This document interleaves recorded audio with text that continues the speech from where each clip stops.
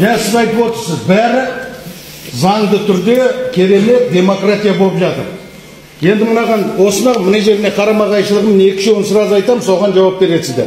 Біріншісі, 70% дедіңіз, маслихатта 50% партиялар түседі.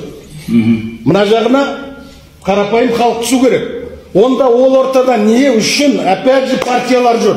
Жанталасып.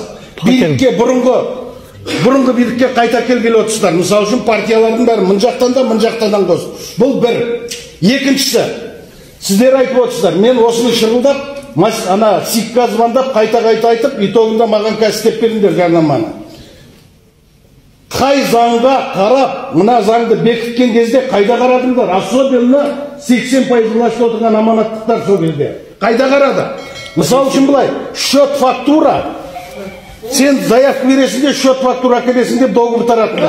Счет фактура ешқай жерде, это уголовное дело. Сіздер қазір мына өткерлердің бәрін қылмысқа итеріп отырсыздар. Бармай жат, қылмысқа итеріп отырсыздар. Хорошо, что мен СИК-қа звондадым айттым. Мен немді жасамайын, соцсеттен айта берем деп. Өздері звондап маған типографиямен келісіп, мен заказ берген затты әкеп берді. Бұл екі. Қазір мына отырғандардың ішінде мен кейбіреулерін білем. Әлі жарнамасын алған жоқ. Сонда сіз қайдағы демократияны айтып тұрсыз? Ақша түскен жоқ ешқайсысы. Мен түсінбеймін осыны. Менің бір ұсынысым бар. Мынандай уже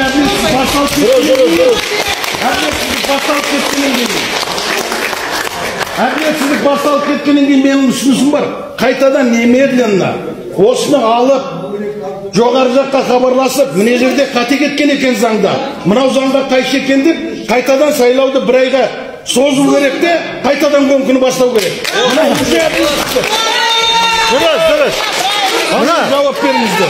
Мынаны баяғыда бастауларыңыз керек еді, талқат. Одан кейін мына түсіндіретін затты сіздер бірінші күні бастауыңыз керек еді. Әбден біткенде емес. Қазір сіздер алып технична уақытты жоғалтып жатсыздар.